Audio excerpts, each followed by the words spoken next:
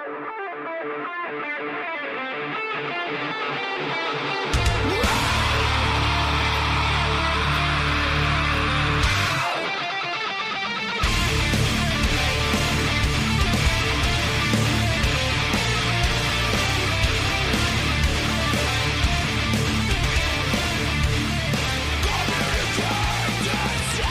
we go. Today is Monday, August 29th, 2016, and this is episode 169 of the Defensive Security Podcast. My name is Jerry Bell, and joining me tonight, as always, is Mr. Andrew Callett. By special request, also properly balanced of the sound, left and right, in this edition of the Defensive Security Podcast. Yeah, that experiment went really, I don't know, poorly or well, depending on your perspective. Engagement levels were very high. Yes, that's right. Yes, we certainly heard a lot of feedback. That's right. We've tested that our listenership is not just the people in the comas or in jail. Right. So hello. Yes. Good to see you. How are you, sir? How's things? Doing well. How are you? I am good. It's a Monday, so it's a Monday. It's a Monday. But it's also DragonCon week, which is a good time. Indeed. And we have a long weekend coming up, so loving that too. It's true. And as a teaser, for those interested in the O'Reilly Security Conference coming up in New York, guess what we got? Oh, that's right. We have a discount code. We do have a discount code. All right. So before we get into our stories, the thoughts and opinions we express on this podcast are ours and do not represent those of our employers unless it is coincidental. And if you like our opinions and want to pay us a good low seven figures, we'll be happy to have opinions coincide with yours. Very true. So moving on to our first story for the evening. This one comes from CSO Online, and the title is How Do You Measure Success When It Comes to Stopping Phishing Attacks? This is a good article in that it points out how arbitrary and confusing and not on the same page everybody is with respect to what success is in terms of a anti-phishing program. Indeed. So, basically there was a survey done of non-executive IT people, and they asked a bunch of people what success is, how do you measure success, and there were some obvious answers like click rates, but they point out in the article, well, what is a click rate? What's a click? Is it clicking on a link? Is it opening an attachment? Is it both? If they click on the attachment, do they also have to enter their username and password for it to count as a click? So there's a lot of interpretation there. But most of the people interviewed pointed out that around 20% click rate, again, however that's defined, is usually kind of the standard most organizations shoot for. However, there's a lot of dispute or disagreement about whether actually that's a good thing or a bad thing. And I think on the one side, people will say there's only so much you can do, right? And so you can teach people and train people, and you're only going to get so good, right? Because there's as we've talked about in the past, there's lots of factors that go into whether or not somebody's going to fall for a phish. And then on the other side, they point out if you have 10,000 people in your organization and 20% of them click on it, that's 2,000 people, right? And really all you need as an attacker is one person to provide you with credentials or give a beachhead into your organization with malware, and that's all it takes. And so I thought it was an interesting discussion in that there's just not a lot of agreement on what success is. And so I thought there was something interesting to consider for your own programs. How do you couch success in this area? Well, and I think there's a couple of interesting things I took away from this. That they keep kicking around this 80% success rate as the target. Although a lot of people to be fair, in that they interviewed for this article also disagreed heavily with that, and so they have a lot of divergent views. But I think where this sort of 20% failure rate came from is I think that is what most organizations are able to achieve when they are really diligent about training and simulation. So we've normalized this 80% success rate because it's the success rate most organizations have run into. And so that has sort of become the benchmark. But I personally don't think that that's an acceptable failure rate of 20%. I think that that's bad. But I think this sort of exposes the limitations of, awareness training and simulation and whatnot, that you're never going to get to zero because you have a human in the mix that is susceptible to all the problems that we have when a psychological attack is being thrown against them, which is what phishing is. It's psychological. So you're never going to get to zero. So I think what this exposes to me is that although training and simulation is useful, it will not get you to zero. And they talk about this in the article too. You need to have some sort of technical control behind it that picks up the slack for those folks who are inevitably going to click. Yeah, and I think that's really the key. And I've said this before, right? Education, anti-phishing education, is not a control in the same way that many other security things are controls. It's a minimization program. And it has value. I'm not saying that it doesn't have value. However, it's not going to keep you from getting compromised. If you have somebody who's coming after you, they just have to get one. And if 20% of your people are clicking on it, it's not really good odds. And so you do have to have something standing behind it. And there's lots of different options for how to do that. But I just see, we've talked about this a lot, right? But it is a unfortunate thing, especially with management that I have seen in the past, have kind of a misperception about what's possible in terms of training people to avoid phishes. Right. And so somebody falls for it, and why did Jerry fall? Why did Jerry click on that email? I mean, he had the training. And that's and to be fair to organizations, I think part of that has to do with the marketing they're getting from phishing training and phishing awareness and phishing simulation companies. Yeah, absolutely. I mean, to be brutally honest, and this goes back to we still need to seek out non-biased information or factual information in our own organization to really test the efficacy of the solutions we're bringing in-house. Yeah, and by the way, speaking of non-biased, this whole article is based on a survey done by Duo Security, who I believe makes two-factor authentication solutions. Right. Follow the money. So, yes. But I think, little confirmation bias here is that it does support our experiences and our views of phishing training and simulation can be helpful, but it is not the end of the road. And phishing is an incredibly complex, incredibly dynamic attack vector that is going to keep morphing to be effective.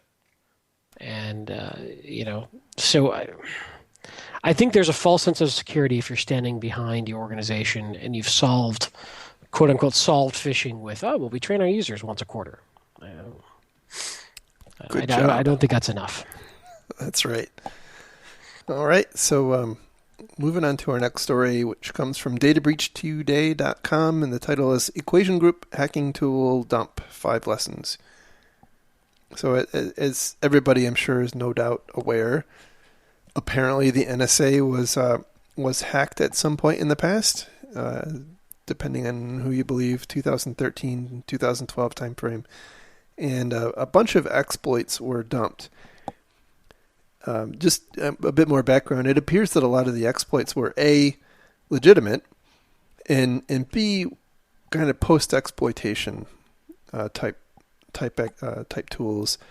And there's also a lot of, and I would say a growing amount of undeniable evidence that actually did come from the NSA. So with that in mind, the point here is, what can we learn based on what we saw coming out of this breach. And so that's what we have here. The first point was that intelligence agencies crave exploits, which really should be no particular surprise. They don't really say it in here, but I think that in my mind, one of there's kind of a moral hazard here, right? Because on the one hand, if certainly intelligence agencies are incented to go and find these things, and we all know from Patch Tuesday and Heartbleed and Shell Shock and all the others that there's constantly a drumbeat, right? The problem I think we have is that when you have a concentration of undisclosed exploits and vulnerabilities that end up being compromised like this, that's where you end up with some really badness, to make up a really bad term.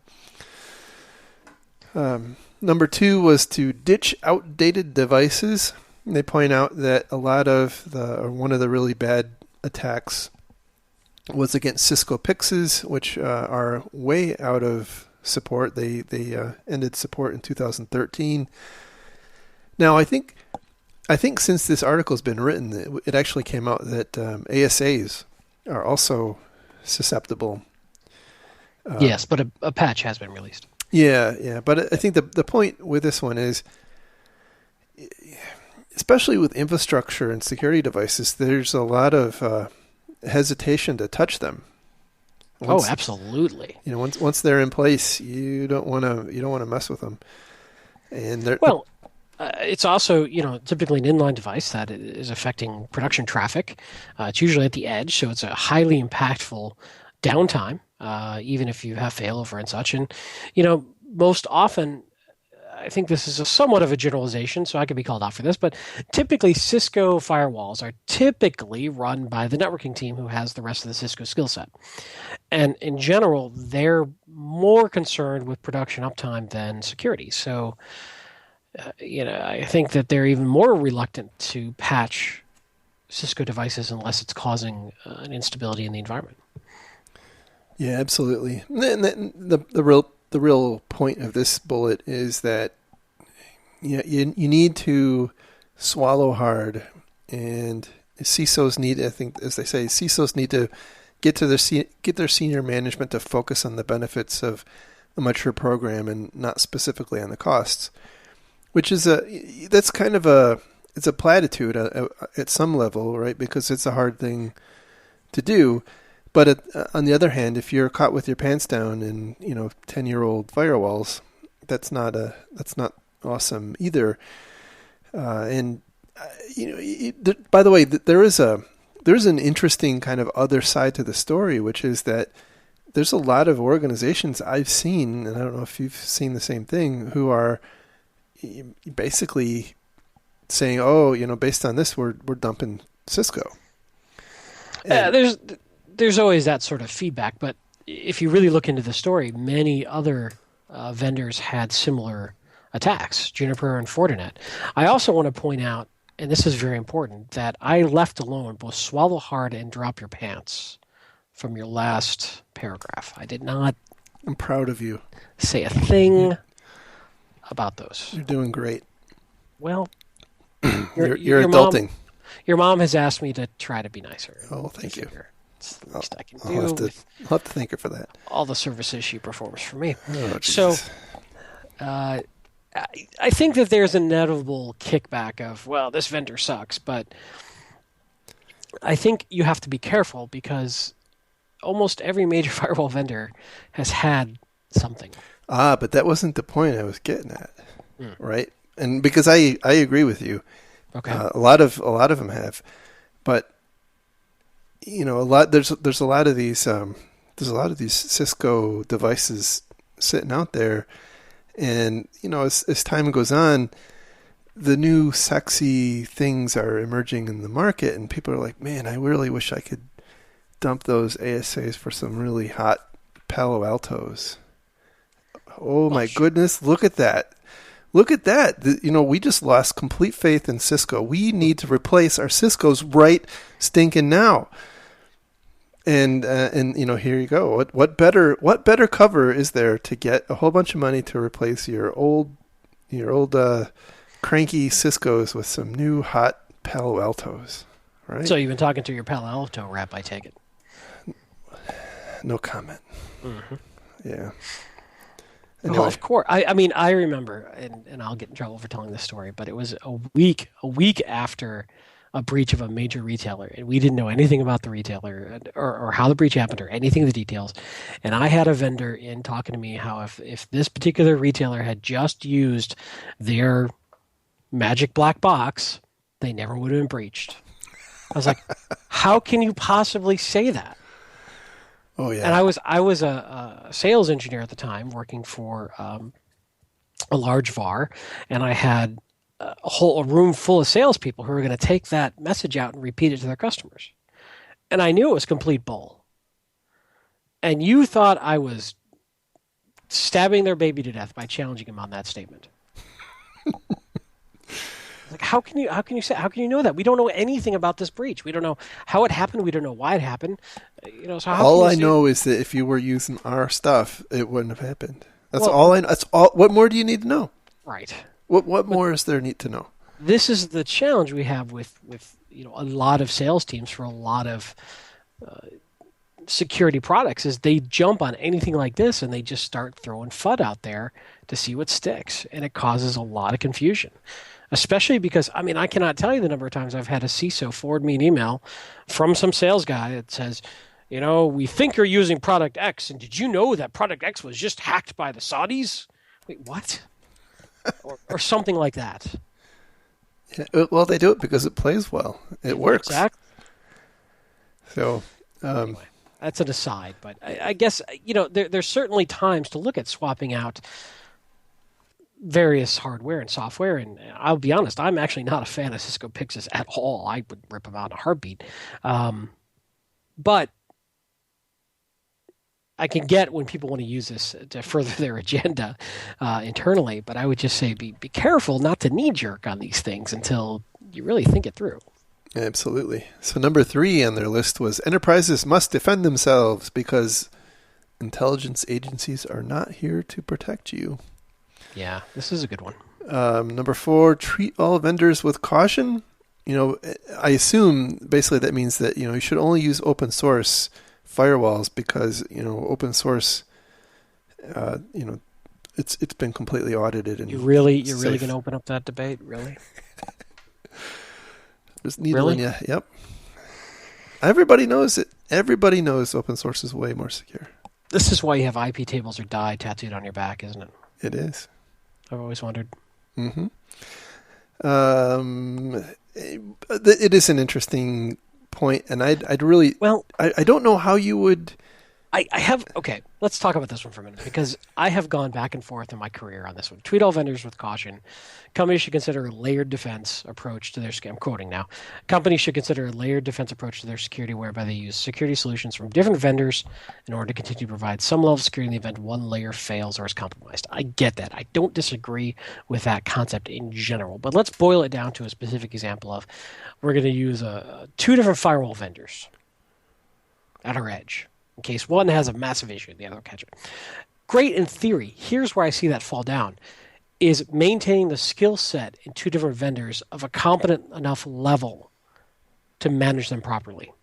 Typically when I see a mixed firewall environment, they're good at one of them but not the other. And usually the risk comes from misconfiguration, not fundamental flaws. Yeah, and you end up with least common denominator functionality between the two, and it's just not a great thing. What's not on here, we'll jump to number 5 for a second, which is continuously monitor your networks, which makes a ton of sense. We talk about that a lot. But what's not on here is, which should be even number 1, which is to pay attention to how you deploy this stuff. Yeah. Right now, not everything, that some of them I believe were IKE, the IKE key exchange exploits, but other ones were attacks on SNMP. And God damn it, there is no reason SNMP should be exposed. No, I agree. Having mastery over your tools, I think, is far more important and far rarely talked about. Yeah. So anyway, And I do want to go back real quick because there's a clear thing that we're not talking about with the layer defense, which is go ahead. there's plenty of other layer defense approaches that make a lot of sense, right? You know, you're not counting on just your perimeter firewall to secure your organization. You have endpoint security, you have IPS, you have many other layers throughout the organization, and that makes perfect sense. I'm not saying don't do that. I'm just saying be careful of saying we're going to get two vendors doing the exact same thing because you rarely run them both well. And then you end up having SNMP exposed. I mean, you're absolutely right. If you're not a specialist, then you end up in a bad way. So, yep. Anyway, moving on to our next story, which comes from CSO Online, and the title here is "Attackers Don't Just Need Vulnerability." Or let me correct that: attackers don't need vulnerabilities when the basics work just as well.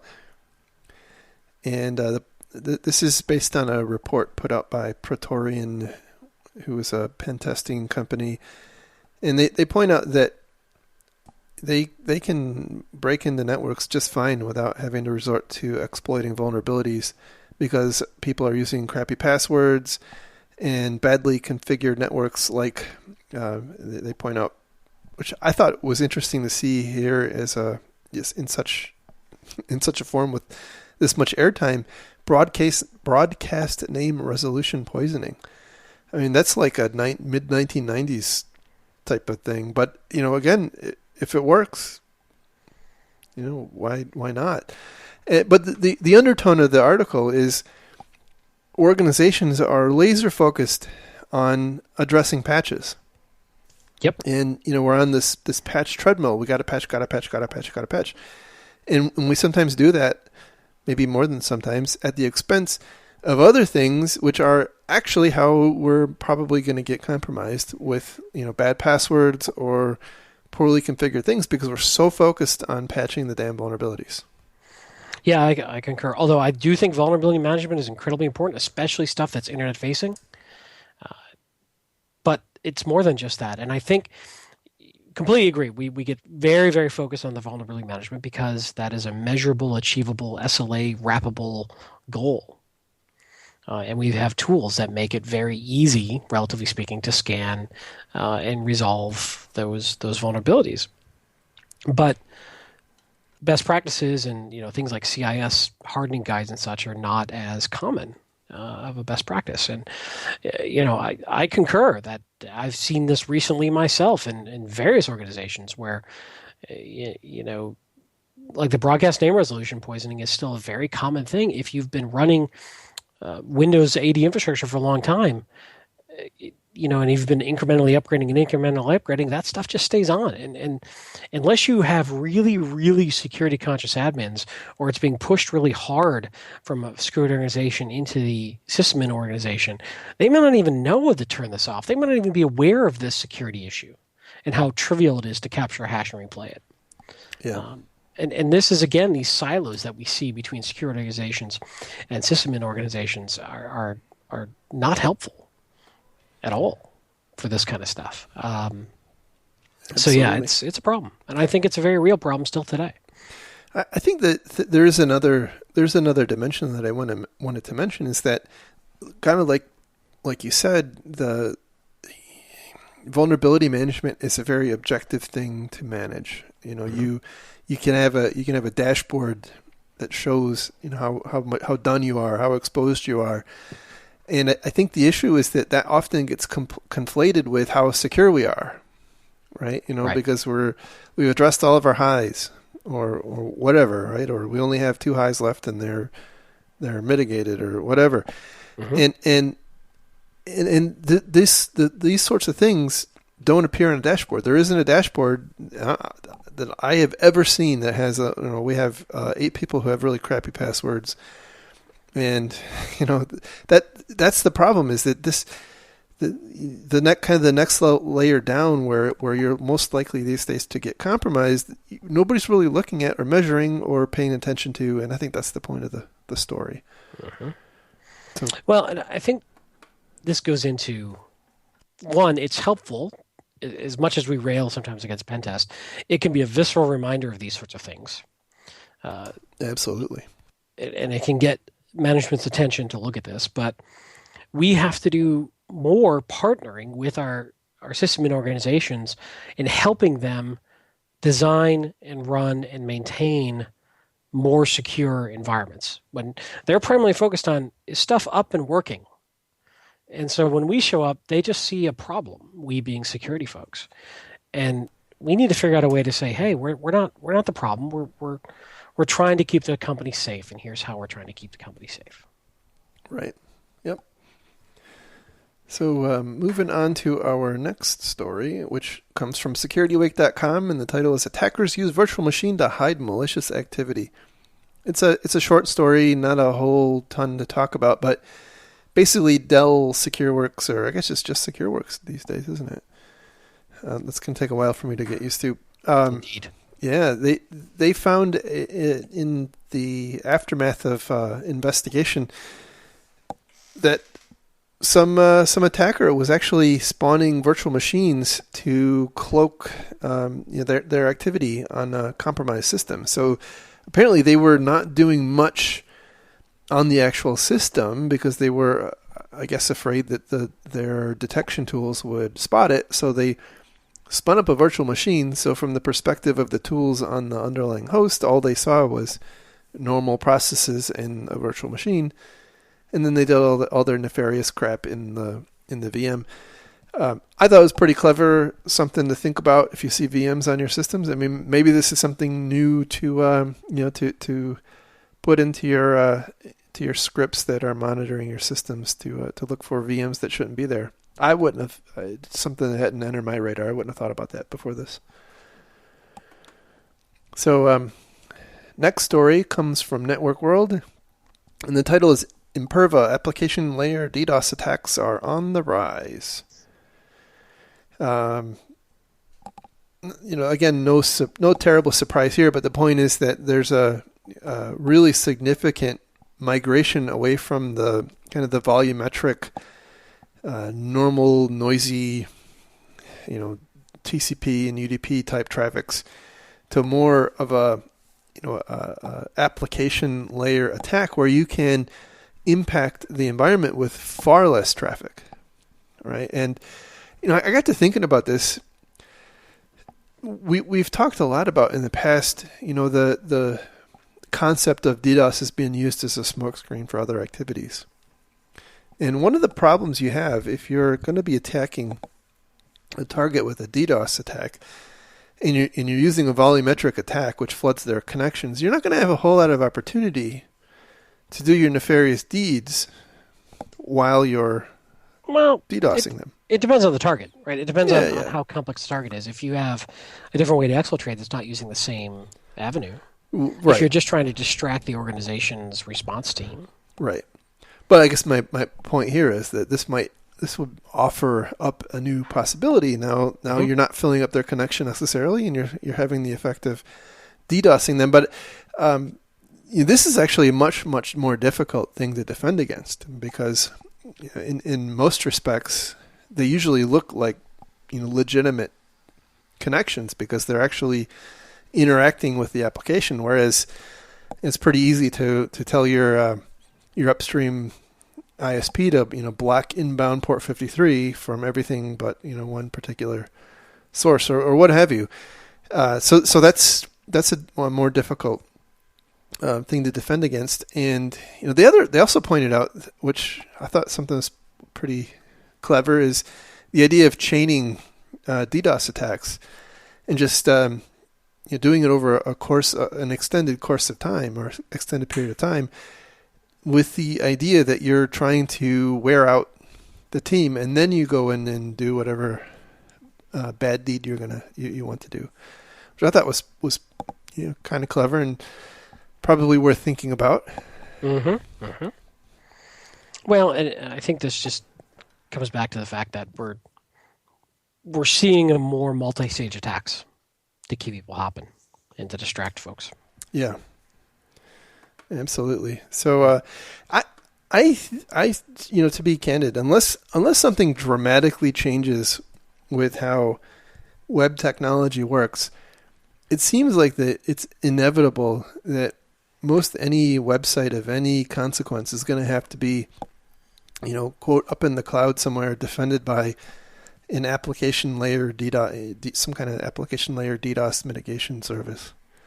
Yeah, some sort of content delivery network that can dynamically reroute and expand and. Yep. Yeah, because somebody's always going to be able to play who's got a bigger pipe with you if you try to host it locally. That's the challenge.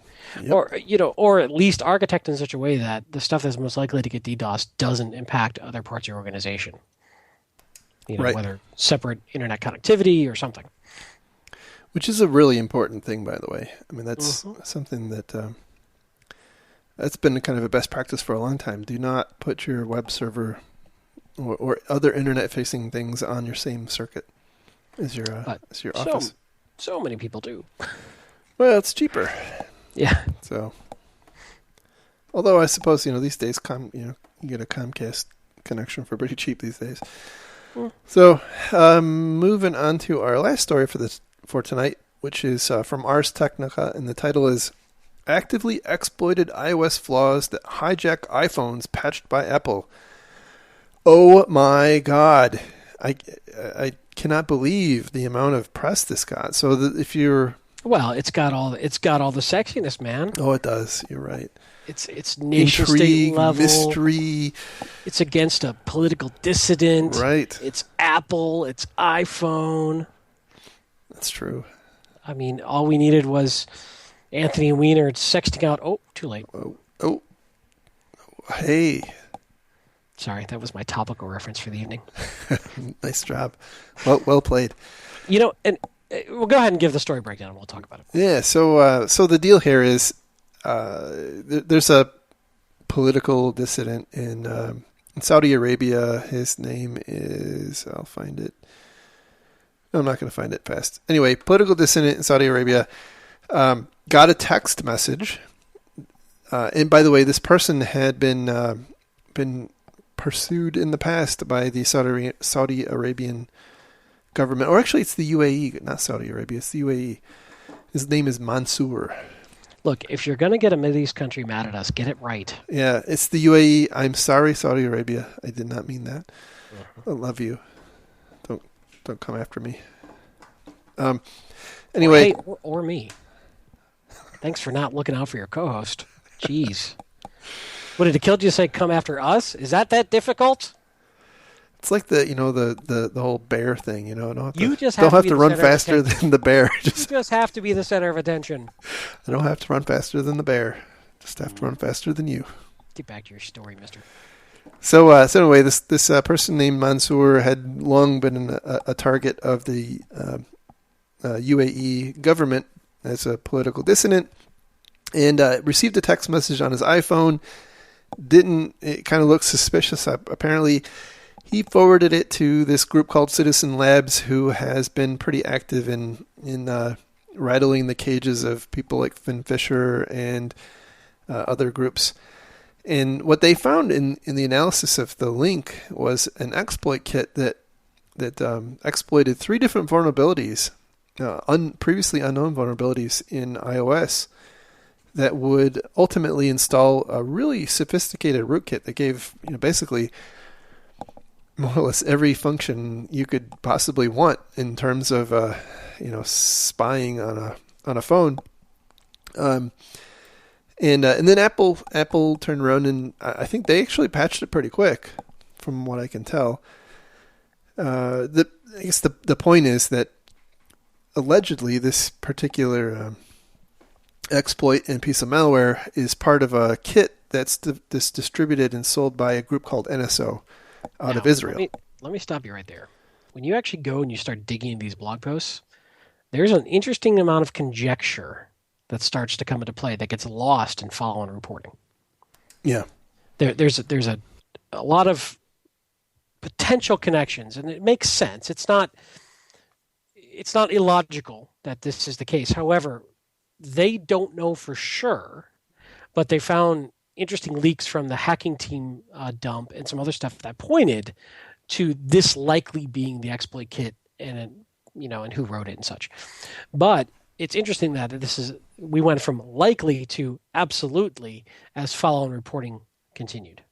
Yeah, one of the linkages I saw was that the domain that hosted the initial exploit received by this person Mansour was observed by Citizen Lab having perpetrated other tools that were more strongly attributed to NSO.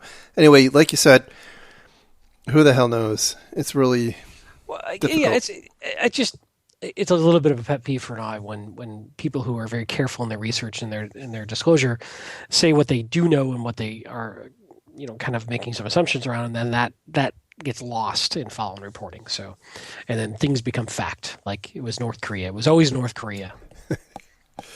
Yep. A couple of other interesting things that occurred to me. So if the assumptions are correct here that this is really fairly high level, sophisticated malware being targeted at very specific targets, everybody sort of panicked when this came out and said, patch your phone, including me. But as I got to thinking about it, I was like, well, I don't know how widespread the use of this particular malware was.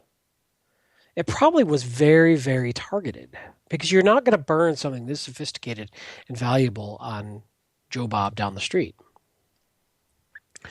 So, yep. And as complicated these particular attacks were, yes, now that they're out there, we can start seeing it showing up in exploit kits and making it easier for script kiddies to run it. But I kind of wonder, how dangerous was this really to the average person? Probably not terribly dangerous until a couple of weeks after all this leaked out, most likely. Not that means it shouldn't be patched and that we should leave these things out there. I mean, I'm just saying in general. I'm taking a shot in the dark here and saying that this is probably rarely deployed and only used for very specific targets of high value. Yeah, and more than that, it probably didn't really stop anything, because I'm sure they more than likely have another bag of tricks. Well, with all the hand-wringing in law enforcement over encryption, one of the best ways to fight encryption that is very strong is to actually go attack the endpoint. And you can capture the message either before it's decrypted or after it's been decrypted, or before it's encrypted or after it's decrypted. And that's usually a much easier attack than going after the encryption itself. Right. Which this also does. The other thing I'm wondering about, and I have no evidence of this whatsoever, is I wonder if there are vulnerabilities that, for instance, the CIA, the NSA, somebody's sitting on against iPhones that have never gone public, but Apple somehow caught wind of it. And I wonder if there's ever been a conversation between Apple and various three-letter agencies saying, could you just not patch this particular bug for another couple of weeks? It's almost it's really difficult to imagine that conversation hasn't happened. And, Apple was incredibly public in their debate about unlocking a terrorist phone, but that's a public debate, and what happens in public may be very different than what happens in private. And again, that's pure conjecture. I have no evidence whatsoever that Apple's done that. Let me be very clear. But I think that's, from my experience working with government and other large organizations, I'm pretty sure those conversations are happening. Now, whether or not how Apple responds, I have no idea. Right. Yeah, it's got to be a tough spot. I mean, I think I suspect everybody from their perspective feels like they're doing the right thing. Sure. And that's where it gets really quite sticky and complicated. So, anyway, I agree with you. I suspect this was not a really widely deployed thing. The other interesting thing is I cannot recall any other instance of such a thing involving an iPhone.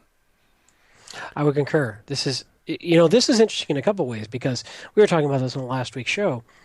Somebody spotted a legitimate O-Day in the wild and caught it, and would then trace back to potential nation state, which is relatively rare for, if we look at everything that came out with the previous story about all the Cisco attacks. No one seemed to spot that in the wild, as far as we know. Right. And yeah, this is a pretty aggressive attack against iPhones. I mean, we talked about mobile devices being the next frontier of attacks for a while now. At least the marketing folks have, and we're finally starting to get there. But what I find really funny is there's a lot of criticism flowing to Apple right now because of this. But the reality is on Android, everybody and their dog is doing this stuff for commodity banking attacks. Yeah. that's the amazing thing. So what flack is Apple catching? For what reason? Just like Cisco, right? Oh my God, they got hacked. iOS is no longer secure. Blah blah blah. I think on balance, I think Apple does a far better job of upgrading their ecosystem than Android does. Oh yeah. There's no doubt, and I'm sure anybody with a Nexus phone will be more than happy to tell us we're wrong. But yeah, I have an iPhone. I've had Android phones in the past. There's pluses and minuses to both, but I think if I want to look at herd immunity, I like having a lot of iPhones out in the world. Yeah, absolutely. Well, that is the show for this week. So thank you very much for listening. Thank you, Mr. Callett. Are you not going to pay off the tease we gave at the beginning of the show? Well, see, I rely on you, and you failed me. How did I fail you? I just stopped you from ending the show. I think I succeeded. Oh, well, fair enough. Okay. So yes, we have a discount code. What is the discount code? So for those interested in either New York or Amsterdam, this is the O'Reilly's first security conference. So let me just full disclosure. We are not being paid for this.